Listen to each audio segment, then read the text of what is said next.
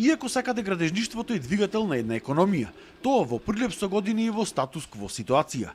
Капитални објекти воопшто не се градат, а бројот на оние помалите се брои на прсти. Градежните компании обвинуваат дека поради неусогласеноста на деталните со генералниот урбанистички план не се издаваат градежни дозволи и дека тоа представува огромен проблем за нивното опстојување.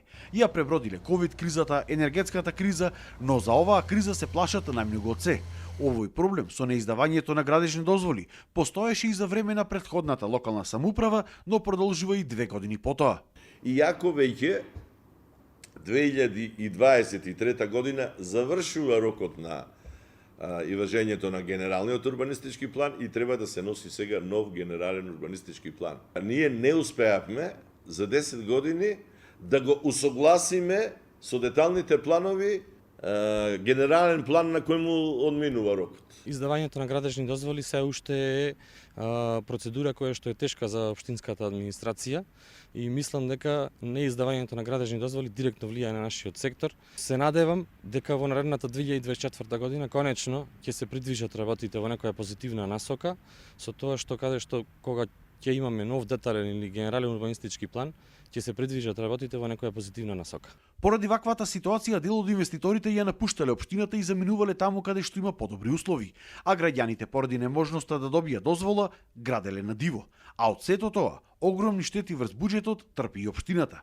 2024 пак како изборна година, уште повеќе ги плаши градежните компании, ако се знае дека во вакви години кај нас се стопира. Овие работи треба да бидат средени, за да можат луѓето, кога ќе појдат и кога веќе имаат намера да градат нешто, нормално да немаат проблеми при вадење на таа градежно-техничка и урбанистичка документација. За жал дека едноставно луѓето се принудени диво да градат.